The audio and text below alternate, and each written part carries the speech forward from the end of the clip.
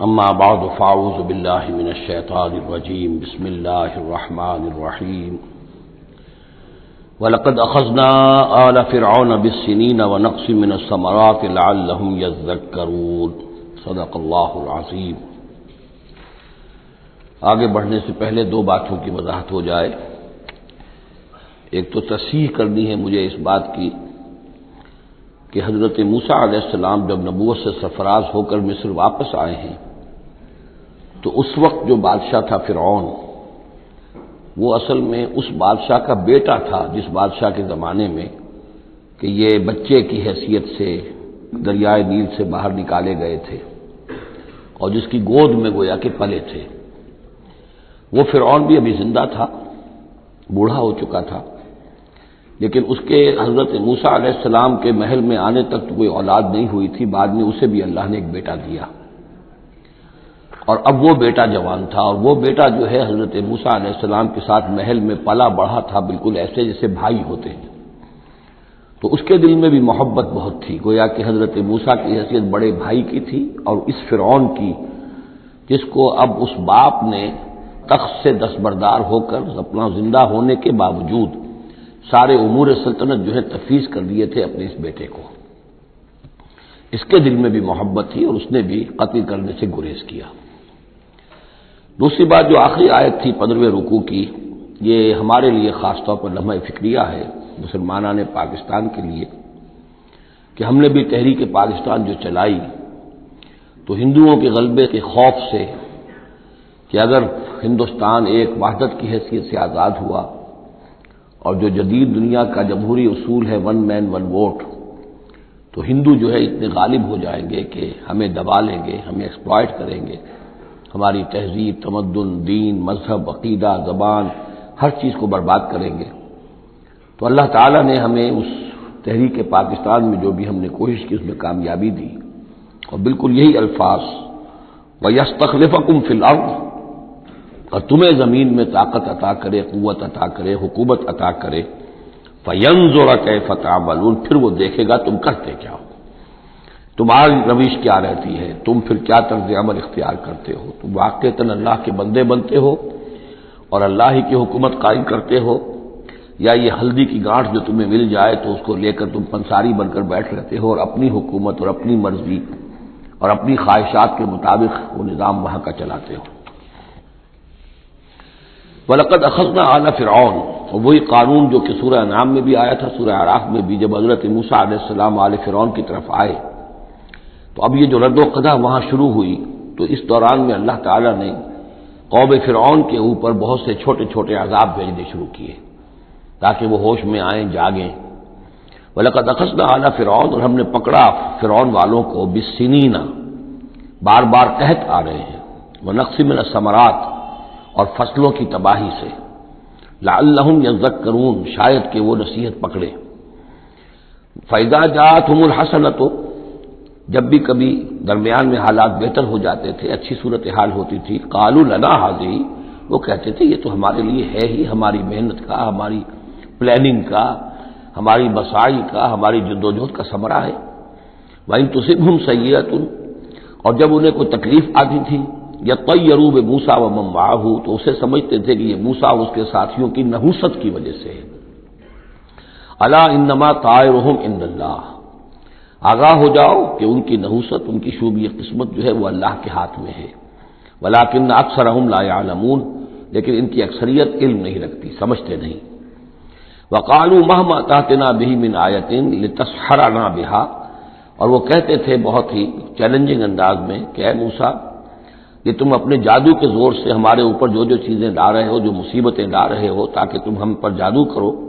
فما نحن لک بمؤمنین، تو اس کے باوجود ہم ثابت قدم ہیں، صابر ہیں، ہم اپنے عقائد پر، اپنے نظام پر جمے ہوئے ہیں، ہم آپ کی بات ماننے والے نہیں ہیں۔ فارسلنا علیہم الطوفان، پھر ہم نے ان پر زیادہ بڑی مصیبتیں بھیجی، طوفان وجراد، اور ٹڈی دل جس سے کہ فصلیں چٹ ہو گئیں، القمل، اور چچڑیاں، یہ قمل ہی سے ملتی جلتی شے جو ہے کھٹمل ہے ہماری، یہ جو انسان کے لیے پسو اور جس طریقے سے کہ اس کے خون کو چوستی ہیں، والضفادع، اور مینڈک، اس کثرت سے مینڈک ہو گئے کہ کہ جو برتن اٹھاؤ اس کے اندر سے میڑک برآمد ہو رہا ہے، اور ظاہر بات ہے کہ اس سے گھن آتی ہے، ہانڈی میں سے میڑک پھلک کر نکل رہا ہے۔ والدمع، اور خون کی بارش، آیات مفصلات، یہ ہم نے نشانیاں بھیجی وقفے وقفے سے، ساری ایک دم نہیں کہ ایک مرتبہ ایک نشانی ہے پھر دوسری نشانی ہے۔ فاستکبروا وکانوا قوما مجرمین، اس کے باوجود وہ استکبار پر اڑے رہے، اور وہ بڑی ہی اڑیل قوم تھے، مجرم قوم تھے۔ ولما وقع علیہم الرجس، اور جب ان پر وہ مصیبت آ جاتی تھی، یعنی یہ کہ ہوتے ہوتے اب ان کی جو اکڑ خونی ہے اس میں کم سے کم یہ کمزوری واقع ہو گئی، یہ نرمی واقع ہو گئی جو آگے آ رہی ہے۔ ولما وقع علیہم الرجس، جب ان پر وہ عذاب آتا تھا، قالوا یا موسیٰ، تو وہ حضرت موسیٰ سے کہتے تھے، ادع لنا ربک بما عہد عندک، اپنے رب کو پکارو، دعا کرو جو تمہارا اس سے قول و قرار ہے، تمہارا عہد ہے اس کے ساتھ، تاکہ وہ ہمیں اس مصیبت سے نجات دے۔ لئن کشفت عنا الرجس، اگر اس نے ہم سے اس عذاب کو ہٹا دیا، کھول دیا، لنؤمنن لک، ہم تمہاری بات مان لیں گے۔ یہ ایمان کے ساتھ جب لام آتا ہے تو اس کے معنی وہ ایمان، ایک عقیدے والا ایمان نہیں ہوتا، مان لیں گے، تمہاری بات مان لیں گے۔ ایک ہے ایمان بے کے ساتھ، آمنت باللہ و ملائکتہ و کتبہ، تو با کے ساتھ جب آتا ہے پورے وثوق کے ساتھ، یقین کے ساتھ، گہرے اعتماد کے ساتھ، اور ایک ہے کسی کی بات سرسری طور پر مان لینا، تو وہ پھر ایمان لام کے ساتھ ہوتا ہے۔ لنؤمنن لک، ہم آپ کی بات مان لیں گے، وَلَنُرْسِلَنَّ مَعَكَ بنی اسرائیل، اور آپ کے ساتھ ہم بنی اسرائیل کو اس ملک سے جانے دیں گے۔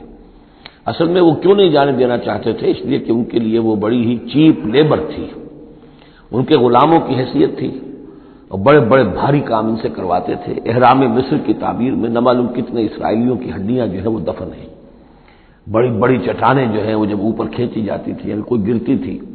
تو ان کے بیسیوں نہیں سینکڑوں جو ہے ان کے اندر پس جاتے تھے۔ تو ظاہر بات ہے کہ وہ چیپ لیبر جو انہیں ملی ہوئی تھی اس کو چھوڑنے کے لیے آسانی سے وہ تیار نہیں تھے، اس حوالے سے انہیں یہ شاخ گزر رہا تھا۔ ورنہ ظاہر بات ہے وہ بھی جانتے تھے کہ یہ ہمارے اس ملک کے رہنے والے نہیں ہیں، یہ فلسطین سے آئے تھے حضرت یوسف علیہ السلام کے زمانے میں، لیکن جیسا کہ میں نے عرض کیا آپ سے پہلے کہ ابتدا میں ان کے لیے وہاں بڑی آؤ بھگت رہی، بڑے عیش رہے، وہ پیرزادوں کی طرح ان کا احترام کیا گیا، انہیں بہترین زمینیں دی گئیں۔ جوشن کا علاقہ کہلاتا ہے جو نیل کا ڈیلٹا ہے، جو سب سے زیادہ زرخیز علاقہ ہے، وہ ان کو دیا گیا، وہاں یہ لوگ جو زمیندار بنے۔ لیکن اس کے بعد جب وہ نیشنلسٹ ریولوشن آیا تو بات ساری جو ہے وہ الٹی ہو گئی، تو فرمایا کہ ہم بھیج دیں گے آپ کے ساتھ بنی اسرائیل کو۔ فلما کشفنا عنہم الرجس، لیکن جب ہم ان سے وہ مصیبت کو دور کر دیتے تھے، الی اجل ہم بالغوہ، ایک مدت تک کے لیے کہ جس تک وہ پہنچ جائیں، لیکن ظاہر بات ہے کہ ہر ایک چیز کے لیے ایک مدت ہے، اس کے اندر ہی وہ بات ختم ہوتی ہے۔ اذا ہم ینکثون، تو پھر وہ اپنے عہد سے پھر جاتے تھے، اپنا وہ وعدہ جو تھا وہ اس کو توڑ دیتے تھے۔ فانتقمنا منہم، اب now cutting a long story short, بس ہم نے ان سے انتقام لیا۔ فاغرقناہم فی الیم، اور ہم نے انہیں سمندر میں غرق کر دیا، بانہم کذبوا بآیاتنا، اس لیے کہ انہوں نے ہماری آیات کو جھٹلایا، وکانوا عنہا غافلین، اور یقیناً وہ ہماری ان آیات سے تغافل برتتے رہے۔ وَأَوْرَثْنَا الْقَوْمَ الَّذِينَ كَانُوا يُسْتَضْعَفُونَ مَشَارِقَ الْأَرْضِ وَمَغَارِبَهَا الَّتِي بَارَكْنَا فِيهَا، اور وارث بنا دیا ہم نے اس زمین کے مشرق و مغرب کا جس کو کہ ہم نے بابرکت بنایا ہے۔ یہاں میں مشارق الارض آ کر ذرا بات کے سمجھنے میں مشکل ہو جاتی ہے، یہ خاص ایک ترتیب ہے رزم کے حوالے سے۔ مراد یہ ہے کہ اس زمین کا وارث بنا دیا جس زمین کو ہم نے بابرکت بنایا ہے، اس کے مشرق اور مغرب پر قبضہ دلا دیا اس قوم کو کہ جس کو دبا لیا گیا تھا۔ یہ زمین فلسطین ہے، ارض فلسطین، اس لیے کہ قرآن مجید میں بھی ہے الذی بارکنا حولہ، سبحان الذی اسری بعبدہ لیلا من المسجد الحرام الى المسجد الاقصی الذی بارکنا حولہ لنریہ من آیاتنا۔ تو یہ سرزمین فلسطین جو ہے یہ اس اعتبار سے بھی مبارک ہے کہ سینکڑوں انبیاء یہاں رہے اور دفن ہوئے، حضرت ابراہیم علیہ السلام کے بعد سے لے کر، اور یہ کہ نہ معلوم کتنے طویل عرصے تک یہ انبیاء کا مدفن بھی رہا اور ان کا مسکن بھی رہا۔ پھر یہ کہ بڑی زرخیز علاقہ بھی ہے۔ تو ہم نے اس قوم کو کانوا یستضعفون، جو دبا لیے گئے تھے مصر میں، جو دبے ہوئے تھے، پسے ہوئے تھے، ان کو وارث بنا دیا اس زمین کے مشرق اور مغرب کا، مشارق الارض و مغاربها التی بارکنا فیہا، جس میں ہم نے برکتیں رکھی ہیں۔ وتمت کلمۃ ربک الحسنی علی بنی اسرائیل، اور تیرے رب کی اچھی بات، اچھا وعدہ بنی اسرائیل کے حق میں پورا ہو گیا، بما صبروا، جو صبر انہوں نے کیا، یعنی جو بھی سختیاں آئیں حضرت موسیٰ علیہ السلام کے ساتھ، جو بھی لوگ ان میں سے ایمان لائے تھے، انہوں نے واقعتاً ثابت قدمی دکھائی، اور یہ کہ وہ صبر کی وجہ سے اللہ تعالیٰ کا وعدہ ان پر پورا ہوا۔ وَدَمَّرْنَا مَا كَانَ يَصْنَعُ فِرْعَوْنُ وَقَوْمُهُ، اور ہم نے تباہ و برباد کر دیا جو کچھ کے بنایا تھا فرعون نے اور اس کی قوم نے، وَمَا كَانُوا يَعْرِشُونَ، اور جو وہ اونچے اونچے کرتے تھے، محل بناتے تھے یا کچھ اور اونچی اونچی ٹٹیاں چڑھاتے تھے اپنی انگوروں کی بیلوں کے لیے، ان سب کو ہم نے جو ہے ختم کر کے رکھ دیا۔ اب یہ جو تھا ان کا سفر مصر سے اور جو یہ صحرائے سینا تک آئے، اس کا تذکرہ جو ہے کئی مرتبہ اس سے پہلے مدنی صورتوں میں بھی آ چکا ہے، لیکن اب کچھ واقعات وہ بیان ہو رہے ہیں کہ جو اس ایکسوڈس کے بعد، اسے ایکسوڈس کہتے ہیں، کتاب الخروج، یعنی یہ جو باب ہے اولڈ ٹیسٹمنٹ کا، ایکسوڈس، نکلنا، مصر سے نکلنا، اس کے حالات۔ وجاوزنا ببنی اسرائیل البحر،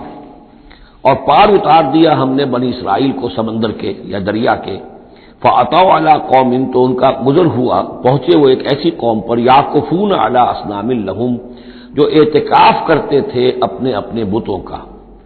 یہ لفظ ذرا یہاں پر نوٹ کیجئے، اعتکاف کرنا۔ اصل میں جو فلسفہ ہے بت پرستی کا، جسے کہ آج کے دور میں ڈاکٹر رادھا کرشنن، جو ایک زمانے میں ہندوستان کے صدر بھی رہے ہیں، بہت بڑے فلسفی تھے، بلکہ ایک دور میں یوں سمجھیے کہ دنیا میں دو ہی فلسفیوں کا ڈنکا بج رہا تھا، ایک فلسفی مذہبی قسم کا اور وہ ڈاکٹر رادھا کرشنن تھے، اور ایک فلسفی ملحد قسم کا وہ برٹرنڈ رسل تھا، اور یہ دونوں تقریباً ایک ہی عمر کے ہم عمر، اور دونوں ہی 90 سے اوپر ہو کر فوت ہوئے ہیں۔ تو ڈاکٹر رادھا کرشنن نے ہندوستان کے فلسفے کو گویا کہ زندہ کر دیا اپنی تصنیفات کے ذریعے سے۔ اس نے بت پرستی کا جو فلسفہ بیان کیا وہ یہ کہ ہم یہ نہیں سمجھتے کہ ان بتوں میں کچھ ہے، یہ تو اصل میں بت تو ہم کسی ڈیٹی، کوئی بھی دیوی یا دیوتا کے نام پر بناتے ہیں، اس کے دھیان کرنے کے لیے، کنسنٹریشن نہیں ہو سکتی، خو کرے پے کرے محسوس ہے انسان کی نظر، انسان جو ہے مراقبہ کرتا ہے۔ اگر آپ جو مراقبہ کرنا چاہتے ہیں، اللہ کے ساتھ دھیان لگانا چاہتے ہیں، کیسے لگائیں؟ لیکن اگر کسی تصویر کو سامنے رکھ لیں تو پھر توجہ کو مرکوز کرنا آسان ہو جائے گا۔ یہ ہے ان کا فلسفہ بت پرستی کا۔ تو اعتکاف اسی کو کہتے ہیں، جو ابھی آپ جن کو بھی اللہ توفیق دے گا اصل صحیح ہو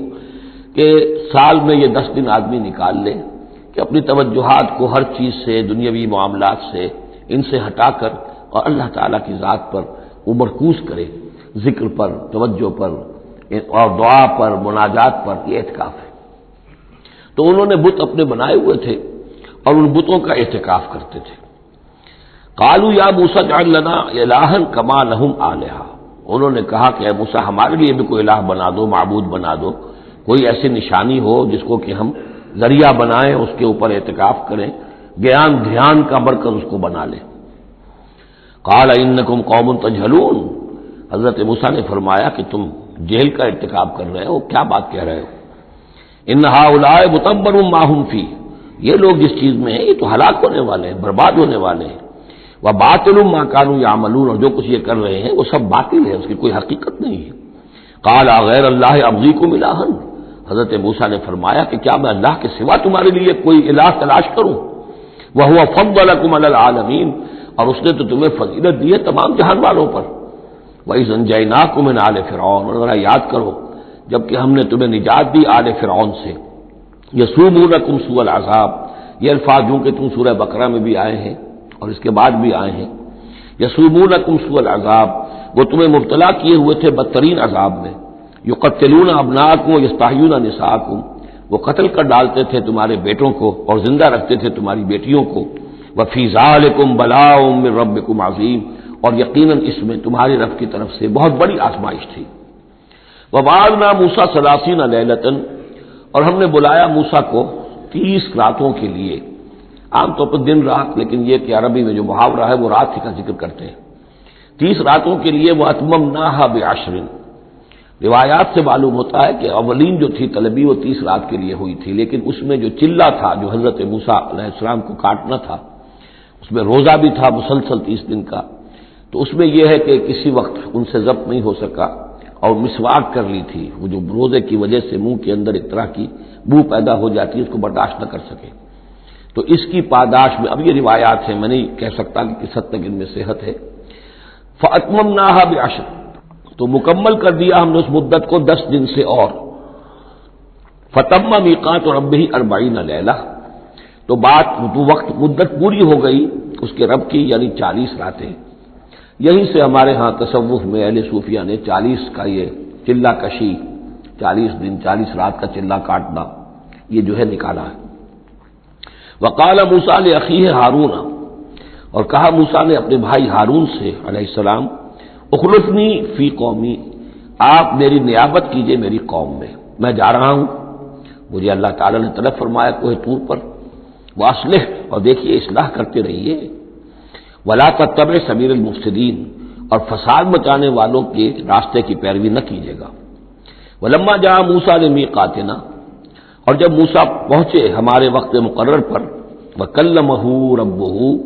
اور ان سے کلام کیا ان کے رب نے، قال رب ارنی انظر الیک، انہوں نے درخواست کی پروردگار مجھے اپنا دیدار عطا فرما، مجھے دکھا کہ میں تجھے دیکھوں۔ قال لن ترانی، اللہ نے فرمایا تم مجھے ہرگز نہیں دیکھ سکتے، ولکن انظر الی الجبل، لیکن ذرا اس پہاڑ کو دیکھو، فإن استقر مکانہ، اگر وہ اپنی جگہ پر کھڑا رہ جائے، برداشت کر جائے ہماری تجلی کو، فسوف ترانی، تو تم بھی سوچنا کہ شاید ہمیں دیکھ سکو۔ فلما تجلی ربہ للجبل، جب اللہ نے اپنی تجلی ڈالی پہاڑ پر، اب یہ جلی کہتے ہیں روشن چیز کو، جلی شے روشن، تجلی یہ باب تفاعل ہے، کسی شے کا خود روشن ہو جانا، تو اللہ تعالیٰ کی یہ ذات کی تجلی ہے کہ جو پہاڑ پر ڈالی گئی، جعلہ دکن، جس سے کہ وہ پہاڑ جو ہے وہ بالکل ریزہ ریزہ ہو گیا، وخر موسیٰ صاعقا، اور حضرت موسیٰ علیہ السلام بھی تجلی باری تعالیٰ کے اس بالواسطہ مشاہدے کے نتیجے میں بھی وہ بے ہوش ہو کر گر پڑے۔ فلما افاقا، جب انہیں افاقہ ہوا، ہوش میں آئے، قال سبحانک، اب انہوں نے کہا اے اللہ تو پاک ہے، تبت الیک، میں تیری جناب میں توبہ کرتا ہوں کہ میں نے جسارت کی تھی، میں نے جو ہے اپنی حیثیت سے بڑھ کر تجھ سے سوال کر لیا تھا، وانا اول المومنین، اور میں پہلا ہی ہوں ایمان لانے والا، بغیر دیکھے تجھے ماننے والا ہوں۔ قال یا موسیٰ انی اصطفیتک علی الناس برسالاتی، اللہ نے فرمایا موسیٰ میں نے تمہیں چن لیا ہے لوگوں پر، تمام انسانوں میں سے تمہیں چنا ہے، پسند کیا ہے اپنے پیغام کے لیے، رسالات کے لیے، وبکلامی، اور اپنے کلام کے لیے، یہ ایک خاص مقام ہے، امتیازی مقام ہے حضرت موسیٰ کا۔ وکلم اللہ موسیٰ تکلیما، فخذ ما آتیتک وکن من الشاکرین، تو لے لو جو میں تمہیں دے رہا ہوں اور بن جانا شکر کرنے والوں میں، یعنی یہ الواح جو ہے جو ہم دے رہے ہیں اس میں احکام لکھے ہوئے ہیں، یہ تم لے لو اور ان کا حق ادا کرو۔ وَكَتَبْنَا لَهُ فِي الْأَلْوَاحِ، اور ہم نے لکھ دیا اس کے لیے تختیوں پر، وہ پتھر کی تختیاں، مِن كُلِّ شَيْءٍ مَوْعِظَةً، ہر طرح کی نصیحت، وَتَفْصِيلًا لِكُلِّ شَيْءٍ، اور ہر طرح کے احکام کی تفصیل، یعنی جو بنیادی احکام ہیں، موٹے موٹے احکام ہیں، یوں سمجھیے کہ وہ در حقیقت ایک طرح سے ڈینجر سگنلز ہیں۔ اگر آپ کسی پہاڑی راستے پر جا رہے ہیں تو جگہ جگہ آپ کو نشانات ملتے ہیں کہ ذرا یہاں بچ کے گزرنا، تو شریعت خداوندی جو ہے وہ بھی در حقیقت انسانی تمدن کا جو پیچیدہ سفر ہے اس میں ڈینجر کوشنز ہیں، ڈینجر سگنلز ہیں، یہاں اس سے ذرا دور رہنا، اس سے ذرا ہٹ کر رہنا، اس کے اندر اندر آدمی جو ہے وہ اپنی محنت کرے، کوشش کرے، جدوجہد کرے، مباحات کے دائرے کے اندر جو بھی اس کا ہے چوائس اس کو اختیار کر لے، لیکن جو محرمات ہیں وہ حدود ہیں، تلک حدود اللہ فلا تقربوها، تو شریعت کی جو آسمانی شریعت ہے اصل بنیاد یہی ہے کہ زندگی کے ہر گوشے سے متعلق چند موٹے موٹے احکام دے دیے، اس کے اندر جو ہے وہ کھلا چھوڑ دیا انسان کو کہ اب اس کے اندر اپنی سمجھ سے، اپنے اجتہاد سے، اپنی کوشش سے، اپنی عقل کو بروئے کار لا کر کام کرو۔ وَكَتَبْنَا لَهُ فِي الْأَلْوَاحِ مِن كُلِّ شَيْءٍ مَوْعِظَةً وَتَفْصِيلًا لِكُلِّ شَيْءٍ فَخُذْهَا بِقُوَّةٍ، تو اے موسیٰ اس کو تھام لو مضبوطی کے ساتھ، وَأَمُرْ قَوْمَكَ، اور اپنی قوم کو بھی حکم دو، يَأْخُذُوا بِأَحْسَنِهَا، کہ وہ اسے پکڑیں، اس کو تھامیں اس کی بہترین صورت کے اندر۔ اس کے مراد کیا ہے کہ ہر معاملے کے اندر درجے ہوتے ہیں، آپ کو ایک چیز بتائی جا رہی ہے، اس میں ایک درجہ اونچا ہے، ایک اس سے کمتر ہے، آپ اونچے سے اونچے درجے کی طرف آنے کی کوشش کیجیے. یہی بات جو ہے مسلمانوں سے بھی پھر کہی گئی ہے. آخری پاروں میں ہم دیکھیں گے چل کر کہ وہ لوگ کہ جو کلام کو سنتے ہیں یستمعون القول فیتبعون احسنہ، وہ کلام کو سنتے ہیں پھر جو اس کی بہترین بات ہوتی ہے اس کو اختیار کرتے ہیں. ایک یہ ہوتا ہے آدمی سوچتا ہے کچھ اور کمی والی بات ہو جائے، ڈھیل ہو جائے، رعایت ہو جائے، چلیے پاس مارکس مجھے مل جائیں، مجھے فرسٹ ڈویژن نہیں چاہیے، مجھے سیکنڈ ڈویژن نہیں چاہیے، ڈسٹنکشن نہیں چاہیے، پاس ہی ہو جاؤں. لیکن یہ معاملہ دین میں نہیں ہونا چاہیے. یہ معاملہ دنیا میں کرو، دین میں اچھے سے اچھا، اعلی سے اعلیٰ، جیسا کہ ہم پڑھ چکے ہیں سورہ مائدہ کے اندر اذا اتقوا وآمنوا وعملوا الصالحات ثم اتقوا وآمنوا ثم اتقوا واحسنوا واللہ يحب المحسنین. ہے جستجو کہ خوب سے ہے خوب تر کہاں، کیوں نہیں بہتر سے بہتر کی طرف جاتے؟ جتنا آج وقت لگا رہے ہو دین کے لیے اس سے زیادہ لگاؤ کل، اور پرسوں سے آگے تمہارا قدم پڑنا چاہیے، نہ یہ کہ آدمی جو ہے وہ پیچھے کی طرف دیکھے. وَأَمُرْ قَوْمَكَ يَأْخُذُوا بِأَحْسَنِهَا، اس کا جو بہترین رخ ہے اس کو اختیار کریں. سَأُرِيكُمْ دَارَ الْفَاسِقِينَ، ان قریب میں تمہیں وہ گھر دکھا دوں گا جو اس وقت فاسقوں کے قبضے میں ہے. یعنی یہاں جو کچھ ہوا ہے کوہ طور جو ہے وہ سمجھ لیجئے کہ وہ سینائی پیننسلا کا جو ساؤدرن ٹپ ہے وہاں پر ہے تقریباً کوہ طور. تو گویا کہ خلیج سویز کو کراس کیا یا کہیں سے کسی جھیل کو کراس کر کے مصر سے آئے سینائی پیننسلا میں، پھر یہ کہ خلیج سویز کے ساتھ ساتھ ہو کر ساؤدرن ٹپ تک پہنچ گیا پورا قافلہ. یہاں پڑاؤ رہا ان کا طویل عرصے تک، اور یہیں پر پھر حضرت موسیٰ علیہ السلام طلب کیے گئے کوہ طور پر. وہاں سے اب واپس آ گئے. اب ان سے کہا گیا کہ آگے بڑھو اور خلیج عقبہ کے ساتھ ساتھ ہو کر داہنی جو ہے کھاڑی جو ہے ریڈ سی کی اس سے آگے بڑھو اور فلسطین میں جا کے اب تمہیں جنگ کرنی ہے. تمہارا وہ ملک جو ہے جو تم چھوڑ کر آئے تھے تقریباً جو سمجھیے کہ 700-800 برس پہلے یا اس کے آس پاس، اب اس کے اوپر قبضہ ہے مشرکوں کا، کافروں کا، جاہلوں کا. اب اس اپنی سرزمین کو ان سے آزاد کرانے کے لیے اب تمہیں جہاد کرنا ہے. وہ جس کا ذکر ہم سورہ مائدہ میں پڑھا ہے تو اس کا یہاں پر تذکرہ ہو رہا. سوریکم دار الفاسقین، یعنی وہ فلسطین تک اب میں تمہیں لے جاؤں گا اور تمہیں دکھا دوں گا وہ جگہ جو تمہارا اصل مسکن ہے، اور اس کے لیے یہ ہے کہ تمہیں اب ان فاسقوں کو وہاں سے نکالنا ہوگا. سأصرف عن آیات الذین یتکبرون فی الارض بغیر الحق، میں پھیر دوں گا اپنی آیات سے ان لوگوں کے رخ کو جو زمین میں ناحق تکبر کرتے ہیں. یعنی یہ خود اللہ تعالیٰ فرما رہے ہیں جن کے اندر تکبر ہے میں خود ان کا رخ پھیر دیتا ہوں. وہ ہماری آیات کو دیکھتے ہی نہیں، سمجھتے ہی نہیں، اس لیے کہ تکبر ہے. تکبر وہ شے ہے جو اللہ کو سب سے زیادہ ناپسند ہے. فرمایا گیا ہے ایک حدیث میں، حدیث قدسی میں، الکبر ردائی، تکبر میری چادر ہے. تو اگر کوئی اور تکبر کرتا ہے تو گویا کہ میری چادر میرے شانے سے وہ گھسیٹ رہا ہے، تو اس کے خلاف میرا اعلان جنگ ہے. ایک اور حدیث میں فرمایا لن يدخل الجنہ من کان فی قلبہ مثقال حبۃ من کبر، جنت میں کبھی داخل نہیں ہو سکے گا وہ شخص جس کے دل میں دانے کے برابر بھی تکبر ہے. تکبر سب سے بڑا روگ ہے. تو جن لوگوں کے اندر تکبر ہے ہم ان کا رخ پھیر دیتے ہیں اپنی آیات سے، ہم انہیں اس کا اہل نہیں سمجھتے کہ وہ ہماری آیات کو سمجھیں اور دیکھیں. وَإِن يَرَوْا كُلَّ آیَةٍ لَا يُؤْمِنُوا بِهَا، اور اگر وہ سرسری طور پر دیکھ بھی لے، ساری نشانیاں دیکھ لیں، تب بھی وہ ایمان لانے والے نہیں ہیں. وَإِن يَرَوْا سَبِيلَ الرُّشْدِ لَا يَتَّخِذُوهُ سَبِيلًا، اور اگر وہ دیکھ بھی لے کامیابی کا اور سعادت کا اور ہدایت کا راستہ، تب بھی اس راستے کو اختیار نہیں کریں گے.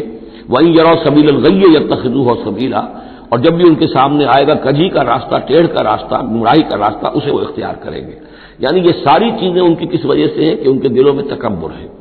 ذالک بانہم کذبوا بآیاتنا، اس لیے کہ انہوں نے ہماری آیات کو جھٹلایا اپنے تکبر کی بنیاد پر. وکانوا عنہا غافلین،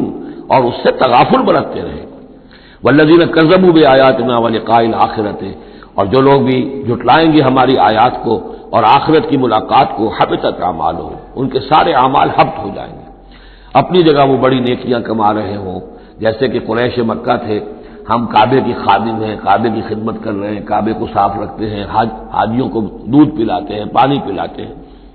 ان کے سارے عمل حق عقارت ہو جائیں گے. هل یجزون الا ما كانوا يعملون، اور ان کو نہیں دیا جائے گا بدلے میں مگر وہی کچھ جو وہ کرتے تھے.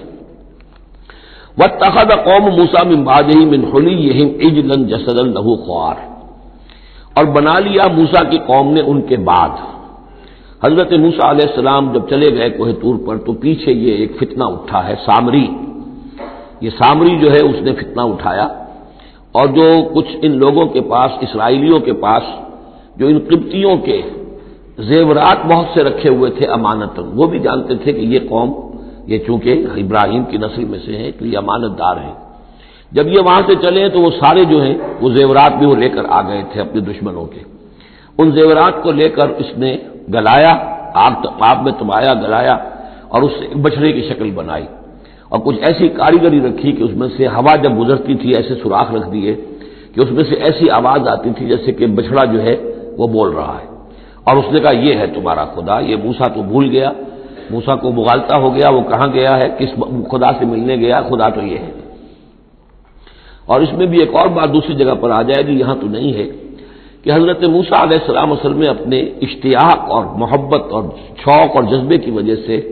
قبل از وقت چلے گئے تھے، جو وقت معین تھا کوہ طور پر آنے کا اس سے پہلے۔ تو اللہ نے جواب طلبی کی تھی، ما عجلک عن قومک یا موسیٰ، اے موسیٰ اپنی قوم کو چھوڑ کر پہلے کیسے آ گئے ہو؟ اور انہوں نے جواب دیا، اجلت الیک رب لترضی، پروردگار میں جلدی آیا تاکہ تو راضی ہو جائے، تو میرا شوق دیکھ، میرا اشتیاق دیکھ، تیری محبت، تجھ سے گفتگو اور کلام کی جو میرے اندر شوق ہے اس کی وجہ سے آیا ہوں۔ تو گویا کہ وہ تو شاباش کی توقع رکھتے تھے، یہاں ڈانٹ پڑ گئی، ما عجلک عن قومک یا موسیٰ قال عجلت الیک رب لترضی، لیکن اللہ نے فرمایا فإنا فتنا قومک من بعدک، تمہاری اس عجلت کی وجہ سے ہم تمہاری قوم کو تمہارے بعد فتنے میں ڈال چکے ہیں۔ تو جلدی خیر کے لیے بھی نہیں کرنی چاہیے، خیر کے کام کو بھی عین وقت پر سہج سہج پکے سو میٹھا ہو۔ تو اضل لهم سامری نے انہیں گمراہ کر دیا ہے، وہ تذکرہ ہو رہا ہے۔ من حلیہم، زیوروں سے، عجلاً جسداً، ایک بدن سا بنایا بچڑے کا سا، لہو خوار، جس میں گائے کی سی آواز آتی تھی۔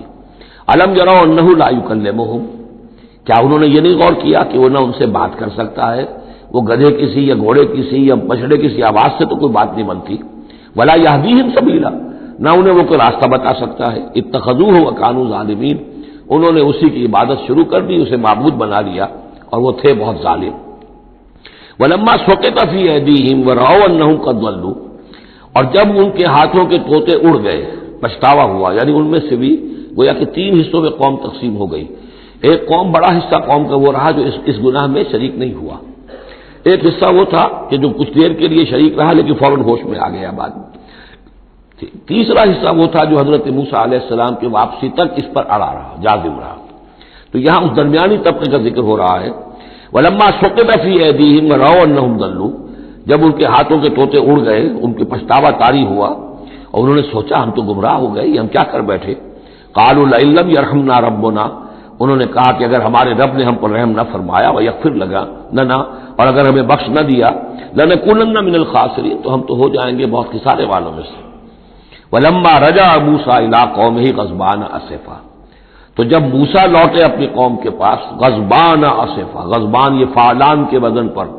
رحمان کے وزن پر، نہایت غضبناک۔ حضرت موسیٰ علیہ السلام کا مزاج بھی جلالی تھا، پھر یہ کہ اتنی بڑی گمراہی،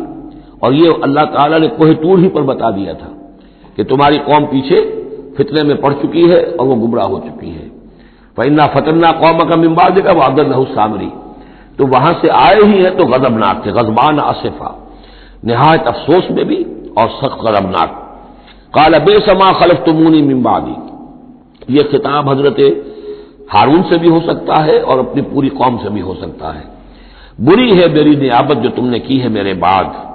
عاجلتم امر ربکم، تم نے اپنے رب کے معاملے کے اندر جلدی کی، میرا انتظار کرتے، اگر اس نے کچھ بنا ہی دیا تھا، کوئی شوبدہ دکھایا تھا، میرے آنے تک انتظار کر لیتے، میں تمہیں بتاتا اس کی حقیقت کیا ہے۔ وَأَلْقَى الْأَلْوَاحَ، اور انہوں نے وہ جو تختیاں لے کر آئے تھے کوہ طور سے تورات والی، وہ تو ایک طرف ڈال دی۔ وَأَخَذَ بِرَأْسِ أَخِيهِ يَجُرُّهُ إِلَيْهِ، اور غضبناک ہو کر اپنے بھائی حضرت ہارون علیہ السلام کے سر کے بال پکڑ لیے اور اپنی طرف کھینچا غصے میں، یہ تم نے کیا کیا میرے پیچھے، یہ میں تمہیں خلیفہ بنا کر گیا تھا۔ قال ابن امہ، انہوں نے کہا اے میرے ماں جائے، اے میرے ماں کے بیٹے، ان القوم استضعفونی، قوم نے مجھے دبا لیا تھا، مجھے بے بس کر دیا تھا، وقادوا یقتلوننی، اور وہ تو میرے قتل پر آمادہ ہو گئے تھے، میں نے انہیں روکا، میں نے منع کیا، لیکن وہ اس درجے اس معاملے کے اندر آگے بڑھ گئے تھے، قالوا یقتلوننی، وہ تو مجھے قتل کرنے پر آمادہ تھے،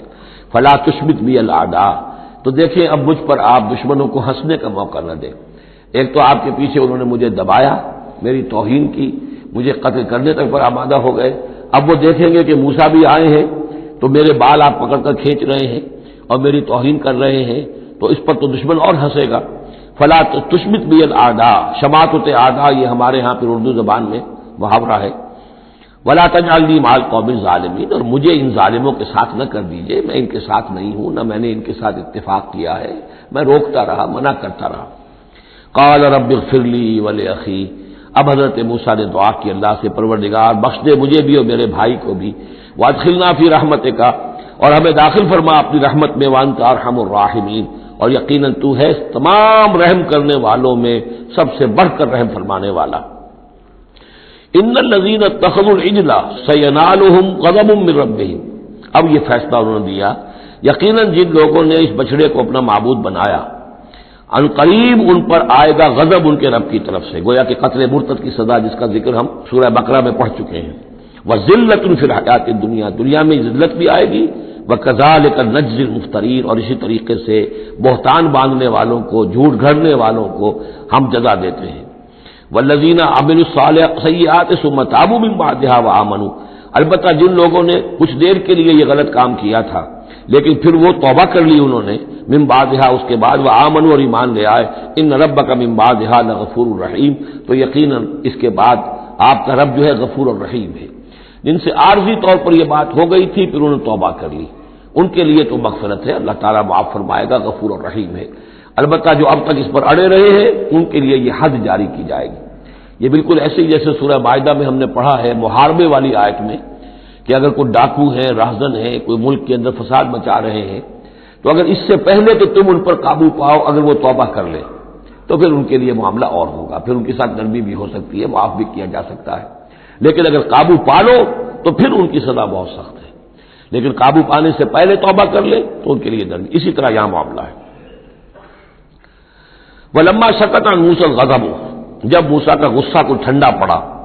اخذ الالواح، اب انہوں نے وہ تختیاں اٹھائیں، وفی نسختها هدى ورحمۃ للذین هم لربهم یرہبون، اور اس کی تحریر میں لکھا ہوئی تھی رحمت، ہدایت بھی اور رحمت بھی ان لوگوں کے حق میں جو اپنے رب سے ڈرتے ہیں، اپنے رب کا تقوی اور خوف رکھتے ہیں۔ واختار موسیٰ قومہ 70 رجلا لمیقاتنا، اب ایک تو سزا دے دی گئی، ایک تو پرج ہو گئی، اور یہودی جو ہیں جنہوں نے کہ آخری وقت تک اس کے اوپر قائم رہے انہیں قتل کر دیا گیا۔ اب اس کے بعد ایک اجتماعی توبہ کے لیے حضرت موسیٰ علیہ السلام نے اپنی قوم کے 70 سرکردہ افراد کو لیا، واختارا، چن لیا،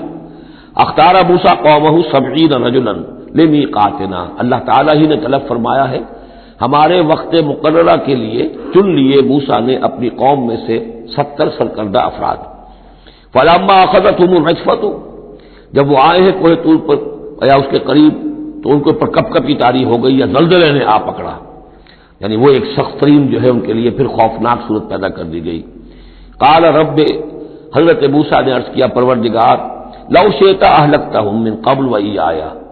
اگر تیری مشیت یہی تھی تو اس سے پہلے ہی ہمیں بھی ہلاک کر سکتا تھا، مجھے بھی کر سکتا تھا، انہیں بھی کر سکتا تھا، خطا کار تو ہم ہیں، غلطی ہوئی ہے، لیکن بہرحال ہم نے اتنا بڑا کفارہ بھی دے دیا ہے، اپنی قوم کے اتنے لوگوں کو اپنے ہاتھوں ذبح بھی کیا ہے، لیکن یہ کہ اگر ہلاک ہی کرنا تھا جو اس وقت شکل ہو رہی ہے تو پہلے قدم پر بھی تو ہلاک کر سکتا تھا۔ لو شئت اہلکتہم من قبل وایایا، اگر تو چاہتا تو ہلاک کر دیتا ان سب کو بھی اور مجھے بھی۔ اتہلکنا بما فعل السفہاء منا، کیا تم ہمیں ہلاک کر دے گا ہمارے کچھ بے وقوف لوگوں کی حرکت کی وجہ سے؟ ہمارے ہاں کچھ بے وقوف تھے جنہوں نے حرکت کی تھی، اور ان کی وجہ سے کیا پوری قوم کو ہلاک کر دے گا؟ ان ہی الا فتنتک، نہیں یہ تیری طرف سے ایک آزمائش ہے۔ تضل بہا من تشاء، تو گمراہ کرتا ہے اس کے ذریعے سے جس کو چاہتا ہے، وتہدی من تشاء، اور ہدایت دیتا ہے جس کو چاہتا ہے۔ انت ولینا، تو ہمارا ولی ہے، ہمارا ساتھی ہے، پشت پناہ ہے، مولا ہے۔ فاغفر لنا، بس ہمیں بخش دے، ہماری گناہ کو معاف فرما، ورحمنا، ہم پر رحم فرما، وانت خیر الغافرین، اور یقیناً تمام بخشنے والوں میں تو سب سے بہتر بخشنے والا ہے۔ واکتب لنا فی ہذہ الدنیا حسنہ وفی الآخرہ، ہمارے لیے اس دنیا کی زندگی میں بھی حسنہ لکھ دے، طے کر دے۔ اب دیکھیے یہ دعا کر رہے ہیں حضرت موسیٰ اپنی قوم کے لیے، بنی اسرائیل کے لیے، وَاکْتُبْ لَنَا فِی هَٰذِهِ الدُّنْیَا حَسَنَةً وَفِی الْآخِرَةِ، وہی الفاظ ربنا آتنا فی الدنیا حسنۃ وفی الآخرۃ حسنۃ وقنا عذاب النار۔ تو لکھ دے، طے کر دے کہ ہمارے لیے دنیا میں بھی حسنہ ہو، آخرت میں بھی۔ انا ہدنا الیک، ہم تیری جناب میں توبہ کرتے ہیں، رجوع کرتے ہیں، جو خطا ہو گئی ہے اس کا اعتراف کرتے ہوئے معافی چاہتے ہیں۔ قال عذابی اصیب بہ من اشاء، اللہ نے فرمایا جہاں تک میرے عذاب کا تعلق ہے وہ تو اس میں تو میں مبتلا کروں گا جس کو چاہوں گا۔ ورحمتی وسعت کل شیء، تم رحمت کا سوال کر رہے ہو تو ایک رحمت تو میری وہ ہے جو ہر شے کے شامل حال ہے، ہر شے کا وجود میری رحمت سے ہے، اس کا بقا میری رحمت سے ہے، اس کا تسلسل میری رحمت سے ہے۔ ایک تو رحمت عامہ ہے جو تمام مخلوقات کو شامل ہے، تمام مخلوقات جو ہے اس میں سے حصہ پا رہے ہیں۔ ورحمتی وسعت کل شیء فسأکتبھا، اب یہاں مراد ہے خاص رحمت جس کے لیے تم کہہ رہے ہو، وہ تو میں لکھ دوں گا ان لوگوں کے لیے۔ اب یہ بہت اہم مقام یہاں آ رہا ہے، وہ اپنی رحمت میں خاص کر دوں گا، لکھ دوں گا للذین یتقون، جو تقوی کی روش اختیار کریں، ویؤتون الزکاۃ، اور زکوٰۃ دیتے رہیں، والذین ھم بآیاتنا یؤمنون، اور جو لوگ ہماری آیات پر ایمان پختہ رکھیں، الذین یتبعون الرسول النبی الامی الذی یجدونہ مکتوبا عندہم فی التوراۃ والانجیل، جو اتباع کریں گے ہمارے امی نبی کی، جس کا کوئی رسول بنا کر بھیجا جائے گا، رسول نبی امی کا اتباع کریں گے، الذی یجدونہ، جسے پائیں گے لکھا ہوا مکتوبا عندہم، ان کے پاس، اپنے پاس، فی التوراۃ والانجیل، کہ وہ ان کے پاس اس کی پیشن گوئیاں، اس کے حالات، اس کی علامات تورات اور انجیل دونوں میں ہوں گی۔ تو جو لوگ ان کا اتباع کریں گے، نبی امی محمد الرسول اللہ صلی اللہ علیہ وسلم امیین میں سے اٹھائے گئے، اور آپ واقعتاً اس قوم میں سے تھے جس کے پاس کوئی کتاب نہیں تھی، کوئی شریعت نہیں تھی، ویسے بھی آپ نے دنیاوی اعتبار سے کوئی تعلیم حاصل نہیں کی، دنیاوی معیار کے اعتبار سے لکھنا پڑھنا آپ نہیں جانتے تھے، تو امی تھے۔ تو رسول نبی الامی، جو پیروی کریں گے میرے اس رسول کی جو نبی امی ہوگا، جسے یہ پائیں گے الذی یجدونہ مکتوبا، لکھا ہوا، جس کی علامات اور جس کی پیشن گوئیاں، عندہم فی التوراۃ والانجیل، ان کے پاس تورات اور انجیل دونوں میں، یامرہم بالمعروف، وہ انہیں نیکی کے حکم دے گا، وینہاہم عن المنکر، اور تمام بدیوں سے روکے گا، ویحل لہم الطیبات، اور ان کے لیے تمام حلال چیزیں، پاک چیزیں حلال کر دے گا۔ یعنی جو ہم پڑھ چکے ہیں کچھ چیزیں تھیں کہ جو بنی اسرائیل پر ان کی شرارتوں کی وجہ سے بھی حرام کر دی گئی تھی، یہ تمام بندشیں اٹھا دے گا، تمام پاکیزہ چیزوں کو ان کے لیے حلال کرے گا۔ وَيُحَرِّمُ عَلَيْهِمُ الْخَبَائِثَ، اور جتنی خبیث ناپاک چیزیں ہیں انہیں حرام قرار دے گا۔ وَيَضَعُ عَنْهُمْ إِصْرَهُمْ وَالْأَغْلَالَ الَّتِي كَانَتْ عَلَيْهِمْ، اور ان سے اتار دے گا، دور کر دے گا، انہیں نجات دے گا ان کے بوجھوں سے اور ان کی ان توقوں سے کہ جو ان کے اوپر پڑے ہوئے ہوں گے۔ یعنی مختلف رسوم اور رواج، ان کے توق جو لوگ باندھ لیتے ہیں اپنے گلوں کے اندر، چاؤ چاؤ میں کچھ لوگ دولت والے جو ہیں وہ نئی نئی رسمیں ایجاد کرتے ہیں، نئے نئے تہوار ایجاد کرتے ہیں، نئی نئی جو ہے اور تقریبات کا چرچا ہو جاتا ہے، غریبوں کے لیے پھر ان کو پورا کرنا پڑتا ہے۔ شادی بیاہ کی یہ تقریبات ہیں، اب جن کے پاس حرام کی دولت کے انبار جمع ہیں ان کے لیے تو اپنی دولت مندی کے اظہار کا موقع ہے، کیسے پتہ چلے گا ہم دولت مند ہیں؟ اسی طریقے سے جیسے کہ ہندوؤں کے ہاں بنیے کی دولت کیا لگتی تھی مکان پر یا بیاہ شادی پر، باقی کھانا پینا ان کے ہاں نہیں تھا، نہ اچھا پہننا، نہ اچھا کھانا، نہ اچھا پینا، لیکن مکان بنائیں گے تو عالیشان، اور دوسرے یہ کہ شادی کریں گے تو پھر ٹھاٹ کے ساتھ۔ یہی ہمارے ہاں بھی معاملے چلے آ رہے ہیں، وہ ہندوانہ پس منظر ہے اور اس میں رسومات ہیں۔ اب یہ امیروں کے لیے تو چونچلے ہیں، غریبوں کے لیے یہ اسر اور اغلال ہیں۔ اسر وہ بوجھ کو جن کو لے کے چل نہ سکے، نتیجہ کیا نکلتا ہے؟ بچیاں بیٹھی ہوئی ہیں، ہاتھ پیلے نہیں ہو سکتے، شادی نہیں ہو سکتی، نہ نومن تیل ہو، نہ راجا ناچے، نہ سارے تقاضے پورے ہوں، نہ شادی ہو سکے۔ تو یہ جو اسر اور اغلال لوگوں نے، پھر یہ کہ جو سوشل ایوولوشن کہہ لیجئے یا جو بھی اس کے اندر تنزل ہوا ہے، جس کے نتیجے میں لوگوں کے اوپر طرح طرح کی قیدیں آ گئی ہیں، کہیں جو ہے وہ جاگیرداری نظام آ گیا ہے، اس کی قید ہے، کہیں بادشاہت ہے، امپیریلزم ہے، اس کی قید ہے، کہیں سرمایہ دار نظام ہے، اس کا تشدد ہے۔ تو محمد جب آئیں گے، یہ اللہ تعالیٰ فرما رہے ہیں، ان تمام قیدوں سے نجات دلائیں گے، ان تمام بوجھوں سے نوع انسانی کو نجات دیں گے، عدل اور قسط کا نظام قائم کریں گے۔ تو وہ چاہے رسومات کی شکل میں ہو اور چاہے یہ کہ ایک نظام ظالمانہ ایکسپلائٹیٹو اگر نظام ہے، ریپریسو نظام ہے، تو اس کو ہٹا کر فالذین آمنوا بہ، اب یہ جو الفاظ آ رہے ہیں اس آیت مبارکہ کے یہ بہت اہم ہے، اس پر میرا ایک پورا کتابچہ موجود ہے کہ جس کا عنوان ہے نبی اکرم صلی اللہ علیہ وسلم سے ہمارے تعلق کی بنیادیں۔ فالذین آمنوا بہ گنتی کر لیجئے، تو جو لوگ ان پر ایمان لائیں گے، پہلی شرط ہے ایمان، وعزروہ، اور ان کا ادب کریں گے، ونصروہ، اور اس کی مدد کریں گے، واتبعوا النور الذی انزل معہ، اور اس نور کی پیروی کریں گے جو ان کے ساتھ نازل کیا جائے گا۔ اولئک هم المفلحون، یہی لوگ ہوں گے فلاح پانے والے۔ اللہم ربنا اجعلنا منہم۔ اب یہاں تھوڑی سی وضاحت کر لیجئے، فالذین آمنوا بہ، وہ لوگ جو اس پر ایمان لائیں گے۔ ایمان کے دو تقاضے سمجھ لیجئے، ایک تقاضا اطاعت، لا یؤمن احدکم حتی یکون ہواہ طبعا لما جئت بہ، تم میں سے کسی شخص کا مجھ پر ایمان نہیں ہے جب تک کہ اس کی خواہش نفس تابع نہ ہو جائے اس کے جو میں لے کر آیا ہوں، جو احکام میں لے کر آیا ہوں۔ تم اگر جب ایمان رکھتے ہو کہ میں اللہ کی طرف سے لے کر آیا ہوں تو تمہیں حکم ماننا ہے۔ لا یؤمن احدکم حتی یکون ہواہ طبعا لما جئت بہ۔ دوسرا تقاضا، لا یؤمن احدکم حتی اکون احب الیہ من والدہ وولدہ والناس اجمعین، تم میں سے کوئی شخص مومن نہیں ہو سکتا جب تک کہ میں اسے محبوب تر نہ ہو جاؤں، اپنے باپ سے بھی، بیٹے سے بھی، تمام انسانوں سے۔ تو ایک غائب درجے میں اتباع اور اطاعت، اور دوسرے غائب درجے میں محبت محمد رسول اللہ صلی اللہ علیہ وسلم کی، یہ ایمان کے تقاضے ہیں۔ اب اس کا نتیجہ خود بخود نکلے گا، پھر آپ کی تعظیم ہوگی، عظمت ہوگی، آپ کا نام جہاں سنیں گے، درود آپ پڑھیں گے، یہ ساری چیزیں جو ہیں، اور یہ کہ جہاں آپ کا کوئی قول آپ کو سنایا جائے فوراً زبان بند ہو جانی چاہیے۔ پھر یہ نہیں کہ اپنی عقل جو ہے آدمی لڑا رہا ہے، ہاں اس کی تحقیق ہو سکتی ہے کہ واقعتاً یہ حضور نے فرمایا یا نہیں فرمایا، یہ حدیث ضعیف ہے، مضبوط ہے، کیسی ہے، لیکن اس وقت خاموش ہونا ضروری ہے۔ جب کسی نے کہا یہ حدیث ہے، ہو سکتا ہے کہ حدیث صحیح ہو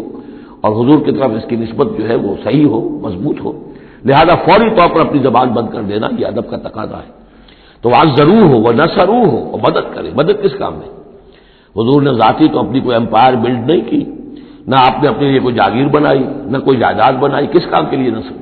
نصرت چاہیے تھی؟ اللہ کے دین کے لیے، اس کے غلبے کی جد و جہد،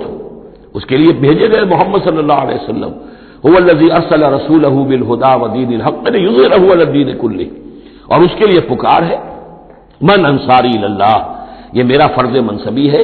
اللہ کا دین مجھے غالب کرنا ہے، یہ میری ذمہ داری ہے۔ کون ہے جو میرا ہاتھ بٹائے، میرا مددگار بنے؟ تو یہ میدان اب بھی کھلا ہوا ہے۔ دین پہلے غالب ہوا تھا، پھر مغلوب ہو گیا، اور اب تو مغلوب ہے پوری دنیا میں، کہیں بھی ہم ایک انچ زمین نہیں دکھا سکتے جہاں کہہ سکے دنیا سے، نوع انسانی سے کہ اور دیکھو یہاں یہ اصل دین موجود ہے بتمام و کمال۔ تو وہ مشن جو ہے محمد رسول اللہ صلی اللہ علیہ وسلم کا، وہ اب بھی زندہ ہے، لہذا اس کی مدد کرنی ہے۔ واتبعوا النور الذی انزل معہ، اور اس مشن کی تکمیل میں جو راستہ ہے، جو طریقہ اللہ نے بتایا ہے، وہ اس قرآن کے ذریعے سے ہے۔ تذکیر قرآن سے، تبلیغ قرآن کی، انذار قرآن سے، تبشیر قرآن سے، تعلیم قرآن کی، یتلو علیہم آیاتہ ویعلمہم الکتاب والحکمۃ ویزکیہم، اس کے ذریعے سے لوگوں کو کھینچو، لوگوں کو نکالو گندگیوں میں سے اور اندھیروں میں سے، لوگوں کے اندر ایمان کی شمع روشن کرو، پھر انہیں منظم کرو، جمع کرو، پھر باطل سے ٹکراؤ۔ فالذین آمنوا بہ وعزروہ ونصروہ واتبعوا النور الذی انزل معہ، تو جو لوگ ان پر ایمان لائیں گے اور ان کی تعظیم کریں گے اور ان کی مدد کریں گے اور اس نور کی پیروی کریں گے جو ان کے ساتھ نازل کیا جائے گا، یعنی قرآن مجید حضور کے ساتھ یہ نازل کیا گیا، بھیجا گیا۔ اولئک هم المفلحون، یہی لوگ ہوں گے فلاح پانے والے۔ اللہم ربنا اجعلنا منہم۔ قل یا ایھا الناس، اب ظاہر بات ہے کہ وہ لمبی بات کو اب یہاں پہ ختم کرتے ہوئے کہ اب حضور صلی اللہ علیہ وسلم تشریف لے آئے، اب وہی بات اس کے حوالے سے اب آپ سے کہا جا رہا ہے کہ اے نبی، جو خبر دی تھی اس وقت ہم نے موسیٰ کو، اور جو ہم نے کہہ دیا تھا کہ جو رحمت ہے ہماری خصوصی وہ انہی لوگوں کے لیے ہوگی تم میں سے کہ جو محمد عربی صلی اللہ علیہ وسلم پر ایمان لے آئیں گے۔ تو اب کہہ دیجئے ڈنکے کی چوٹ، قل یا ایھا الناس، کہہ دیجئے اے لوگوں۔ اور یہ پھر بہت نوٹ کرنے کے قابل ہے کہ ہم نے اب تک جتنے رسولوں کا تذکرہ سنا ہے، پڑھا ہے سورہ اعراف میں، وہ یا قوم یا قوم یا قوم، اے میری قوم کے لوگوں۔ لیکن محمد رسول اللہ کی امتیازی شان یہ ہے کہ یہ قوم کی طرف مبعوث نہیں ہوئے، صرف پوری نوع انسانی کی طرف۔ جیسے سورہ بقرہ کے تیسرے رکوع کی پہلی آیت میں نے حوالہ دیا تھا، یا ایھا الناس اعبدوا ربکم الذی خلقکم والذین من قبلکم لعلکم تتقون۔ تو یہ آفاقی رسالت ہے، عالمی رسالت ہے، انسانی سطح پر ہے۔ قل یا ایھا الناس انی رسول اللہ الیکم جمیعا، میں اللہ کا رسول ہوں تمہاری طرف، سب کی طرف۔ الذی لہ ملک السماوات والارض، یہ بات 5 مرتبہ قرآن میں کہی گئی ہے مختلف الفاظ میں کہ حضور کی بعثت پوری نوع انسانی کے لیے ہے، جس میں سب سے نمایاں آیت وہ ہے وما ارسلناک الا کافۃ للناس بشیرا ونذیرا، ہم نے نہیں بھیجا ہے محمد آپ کو مگر پوری نوع انسانی کے لیے بشیر اور نذیر بنا کر۔ باقی یہ کہ اور مختلف اسالیب میں 4 مرتبہ اور یہ بات آئی ہے کہ آپ کی بعثت جو ہے کسی خاص قوم، کسی خاص ملک، کسی خاص رنگ اور نسل کے لوگوں، کسی خاص قبیلے کی طرف نہیں ہے، بلکہ پوری نوع انسانی کی طرف ہے۔ قل یا ایھا الناس انی رسول اللہ الیکم جمیعا الذی لہ ملک السماوات والارض، میں اس اللہ کا رسول ہوں جس کے لیے آسمان اور زمین کی بادشاہی ہے۔ لا الہ الا ہوا، اس کے سوا کوئی معبود نہیں۔ یحیی و یمیت، وہی زندہ رکھتا ہے اور وہی موت وارد کرتا ہے۔ فآمنوا باللہ، تو ایمان لاؤ اللہ پر، ورسولہ النبی الامی الذی، اور اس کے اس رسول پر جو نبی امی ہے، اور جو یؤمن باللہ وکلماتہ، جو ایمان رکھتا ہے اللہ پر اور اس کے کلام پر، اس کے کلمات پر، اس کی باتوں پر، واتبعوہ، اور اس کی پیروی کرو، لعلکم تہتدون، تاکہ تم ہدایت پاؤ۔ یہ گویا کہ اعلان عام ہوا محمد رسول اللہ صلی اللہ علیہ وسلم کا کہ وہ جو بات اللہ تعالیٰ نے حضرت موسیٰ سے کہی تھی، یہ اس کے مطابق میری بعثت ہوئی ہے۔ اور اب گویا کہ جیسا کہ میں نے آپ کو بتایا تھا، یہ تمہید ہے، تیاری ہو رہی ہے، چونکہ اب مدینے کی طرف سفر کرنا ہے۔ یہ صورت پہلے نازل ہو گئی ہے تاکہ وہ ذہن تیار ہو جائے اس کے لیے کہ اب یہود کے 3 بڑے بڑے قبیلے وہاں پر آباد ہیں، ان سے براہ راست ہم صاحب کا پیش آئے گا۔ ابھی تک براہ راست خطاب یہود سے نہیں ہوا، یا بنی اسرائیل سے کوئی خطاب نہیں، گفتگو ہو رہی ہے محمد رسول اللہ سے یا اہل مکہ سے یا حضور کے وساطت سے مسلمانوں سے۔ لیکن یہ کہ وہ باتیں ساری وہ آ رہی ہیں کہ جن کا اب محل جو ہے واضح ہو جائے گا ہجرت کے بعد۔ وَمِن قوم موسیٰ أُمَّةٌ يَهْدُونَ بِالْحَقِّ وَبِهِ يَعْدِلُونَ، اور موسیٰ کی قوم میں یقیناً کچھ لوگ ایسے تھے، امتن ایسے لوگ تھے کہ جو حق کی ہدایت دیتے تھے۔ یعنی یہ تو نہیں ہو سکتا اتنے جلیل القدر پیغمبر کے کوئی بھی ساتھی نہ ہو، حواری نہ ہو، یا بڑی اکثریت ان کی جو ہے ناہنجاروں پر رہی مشتمل، لیکن بہرحال ان کے ساتھ ایک جماعت ان کے حواریین کی، ان کے ساتھیوں کی۔ وَمِن قوم موسیٰ أُمَّةٌ يَهْدُونَ بِالْحَقِّ وَبِهِ يَعْدِلُونَ، ایسی قوم ان کے اندر رہی ہے، قوم موسیٰ میں سے ایسی لوگ، ایسی جماعت جو حق ہی کی ہدایت بھی دیتے تھے اور حق ہی کے ساتھ فیصلے بھی کرتے تھے، عدل بھی کرتے تھے۔ وَقَطَّعْنَاهُمْ اثْنَتَيْ عَشْرَةَ أَسْبَاطًا أُمَمًا، اور ہم نے انہیں علیحدہ علیحدہ کر دیا 12 بڑی بڑی قبیلوں کی جماعت میں، اسباط امما، بار جماعتیں بن گئی، علیحدہ علیحدہ ان کی امتیں بن گئی، علیحدہ قبیلے بن گئے، کیونکہ یہ 12 بیٹے تھے حضرت یعقوب علیہ السلام کے، اور ان میں سے ہر ایک سے ایک قبیلہ چلا ہے۔ تو ابھی وہ انسان کا جو تمدنی ارتقاء جو ہے ابھی قبائلی دور میں تھا، لہذا اس قبائلی نظام ہی کو اللہ تعالیٰ نے ان کے لیے باقی رکھا۔ چنانچہ پانی بھی جب دیا تو 12 چشمے، تاکہ ہر قبیلے کا چشمہ علیحدہ ہو اور یہ آپس میں لڑیں جھگڑے نہیں۔ ہر قبیلے کا کوئی اپنا سردار ہے، اس کا اپنا ایک نظام ہے، کوئی نزاع ہو گیا ہے تو وہ آپس میں اس کو حل کر سکتے ہیں، لیکن اگر بین القبائل معاملہ ہو جائے تو پھر اس کو حل کرنا جو ہے مشکل ہو جائے گا۔ وَأَوْحَيْنَا إِلَىٰ مُوسَىٰ إِذِ اسْتَسْقَاهُ قَوْمُهُ، اور ہم نے وحی کی موسیٰ کی طرف جب کہ پانی طلب کیا ان سے اس کی قوم نے، أَنِ اضْرِب بِعَصَاكَ الْحَجَرَ، کہ اپنے اسی عصا سے، اپنی لاٹھی سے ضرب لگائیے چٹان پر۔ فَانبَجَسَتْ مِنْهُ اثْنَتَا عَشْرَةَ عَيْنًا، تو اس میں سے 12 چشمے پھوٹ بہے۔ یہ بات ہم پڑھ چکے ہیں سورہ بقرہ میں۔ قَدْ عَلِمَ كُلُّ أُنَاسٍ مَشْرَبَهُمْ، ہر قبیلے نے، ہر قوم نے پہچان لیا، معین کر لیا اپنے مشرب کو۔ مشرب یہ بھی اس میں ظرف ہے، پینے کی جگہ، اپنا گھاٹ معین ہو گیا، یہ چشمہ ہمارا، یہ چشمہ ان کا، یہ چشمہ ان کا ہے، یہ بنی لاوی کا ہے، یہ فلاں کا ہے، بنی یہودا کا ہے۔ وَظَلَّلْنَا عَلَيْهِمُ الْغَمَامَ، اور ہم نے ان کے اوپر سائبان ابر کا طاری کر دیا تاکہ دھوپ سے بچیں۔ وَأَنزَلْنَا عَلَيْهِمُ الْمَنَّ وَالسَّلْوَىٰ، اور ہم نے ان پر من اور سلوہ کے ذریعے انہیں خوراک وہاں پہنچائی۔ اتارا ان پر ہم نے من اور سلوا، کلوا من طیبات ما رزقناکم، کھاؤ ان پاکیزہ چیزوں میں سے کہ جو ہم نے تمہیں رزق میں دی ہیں، وما ظلمونا، اور انہوں نے کوئی ہم پر ظلم نہیں کیا، ہم پر کیا ظلم کر سکتے تھے، ہمارا کیا بگاڑ سکتے تھے۔ پہلے بھی الفاظ آئے ہیں، کہیں میں تیزی میں غلط ترجمہ کر گیا ہوں کہ ہم نے ان پر کوئی ظلم نہیں کیا، وما ظلمناہم ہوتا تو ہم نے ان پر ظلم نہیں کیا، وما ظلمونا، انہوں نے ہمارا کیا بگاڑا، ہمارا کیا بگاڑ لیں گے۔ ایک حدیث قدسی میں آتا ہے کہ اے میرے بندو، اگر تم سب کے سب اولین اور آخرین اور انس اور جن سب بدترین جیسے ہو سکتا ہے تم میں سے کوئی شخص ویسے بن جاؤ تب بھی میرے خزانے میں کوئی کمی نہیں آئے گی، اور تم سب کے سب اولکم وآخرکم وانسکم وجنکم سب کے سب مل جاؤ اور بہترین میرے مطیع بن جاؤ، میرے بندگی کرنے والے بن جاؤ، میرے خزانے میں کوئی اضافہ نہیں ہوگا، میں تو غنی ہوں۔ تو وما ظلمونا، انہوں نے ہم پر ہمارا کچھ نہیں بگاڑا، ولکن کانوا انفسہم یظلمون، لیکن وہ خود اپنی ہی جانوں پر ظلم کرتے رہے۔ وَإِذْ قِيلَ لَهُمُ اسْكُنُوا هَٰذِهِ الْقَرْيَةَ، اور یاد کرو جب ان سے کہا گیا تھا کہ آباد ہو جاؤ اس بستی میں، یہ جیریکو، اریحا، پہلا شہر فلسطین کا کہ جو یوشع ابن نون جوشوا ان کی سرکردگی میں جب بنی اسرائیل نے قتال کیا ہے پھر تو یہ پہلا شہر فتح ہوا۔ جب ان سے کہا گیا کہ اب اس میں تم رہ سکتے ہو، بس جاؤ،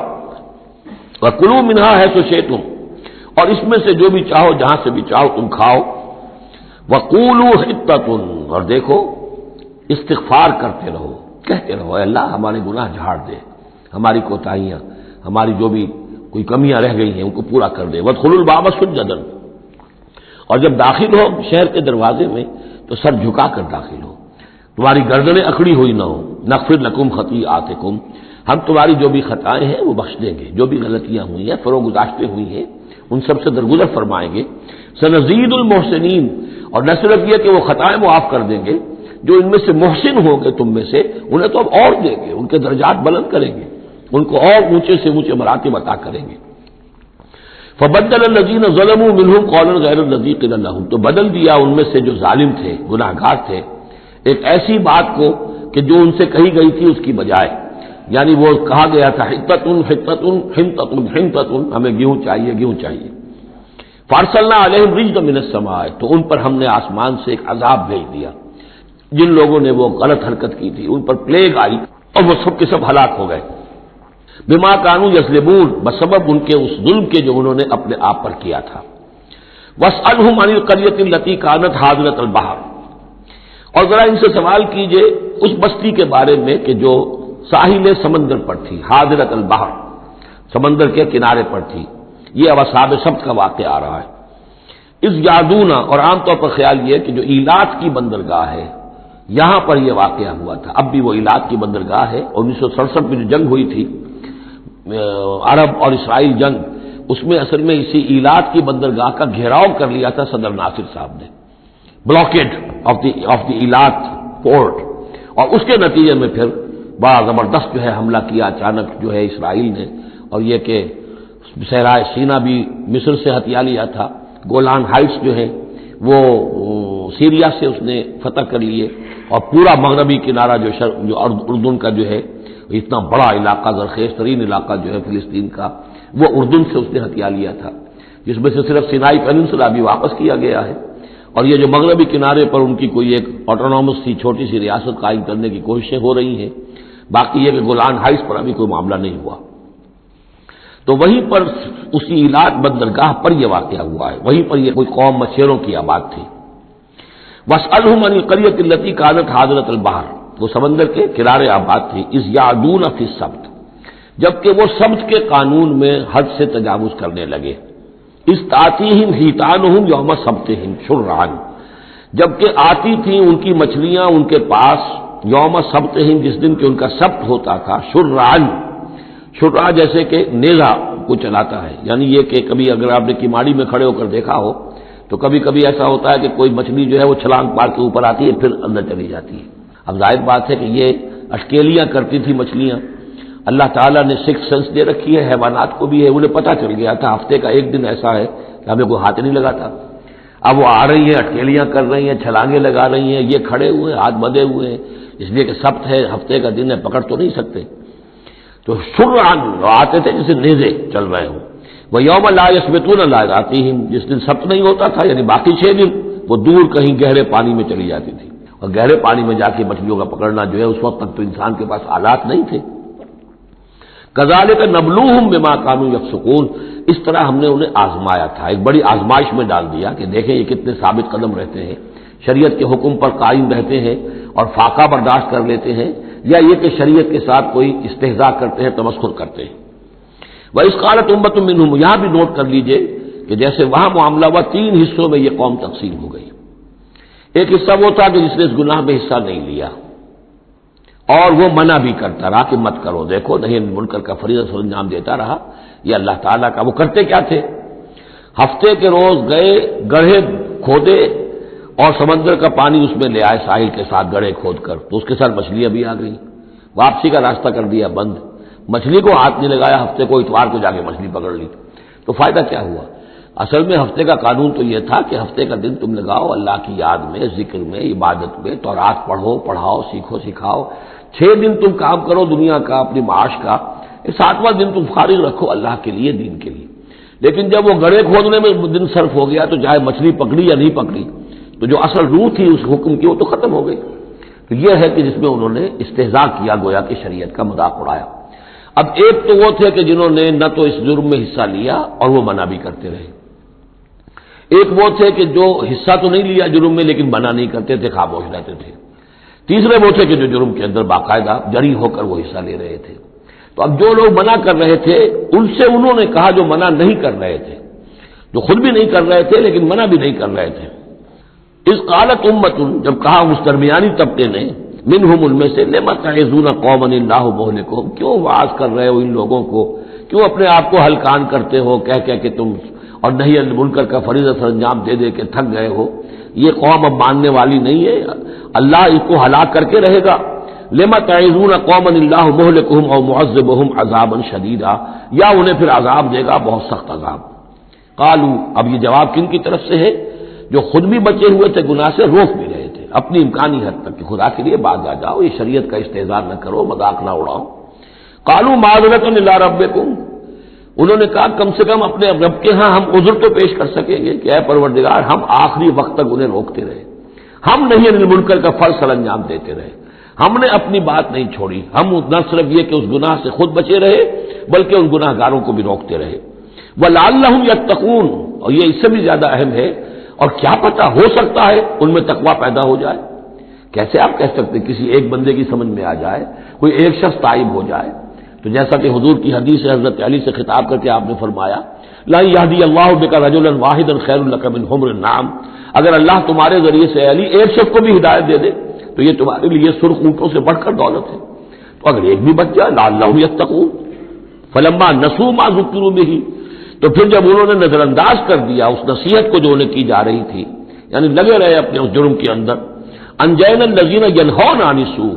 ہم نے بچا لیا ان کو جو کہ بدی سے روکتے تھے، عذاب سے بچے ہیں صرف وہ جو بدی سے روکتے تھے۔ وَأَخَذْنَا الَّذِينَ ظَلَمُوا بِعَذَابٍ بَئِيسٍ بِمَا كَانُوا يَفْسُقُونَ، اور پکڑ لیا ہم نے ان کو کہ جو اس ظلم میں، گناہ میں اور شریعت کا استہزاء کرنے میں کہ جو مجرم تھے، ان کو ایک بہت ہی برے عذاب میں پکڑا، ان کی اس ناہنجاری کی وجہ سے، سرکشی کی وجہ سے، نافرمانی کی وجہ سے۔ فلما آتوا عما نہوا عنہ، جب وہ بڑھ گئے، چڑھ گئے، بہت ہی آگے بڑھ گئے ان چیزوں میں جن سے ان کو روکا گیا تھا، قلنا لہم کونوا قردۃ خاسئین، تو ہم نے کہہ دیا کہ اب ہو جاؤ بندر، ذلیل بندروں کی شکل میں ان کی صورتیں جو ہیں وہ تبدیل کر دی گئی۔ یہ ہے وہ مکمل واقعات جس کا حوالہ اس سے پہلے کئی بار آ چکا ہے۔ سب سے پہلے سورہ بقرہ میں بھی آیا تھا، اس کی تفصیل یہاں آ گئی ہے۔ بارک اللہ لی و لکم فی القرآن العظیم و نفعنی و ایاکم بالآیات والذکر الحکیم۔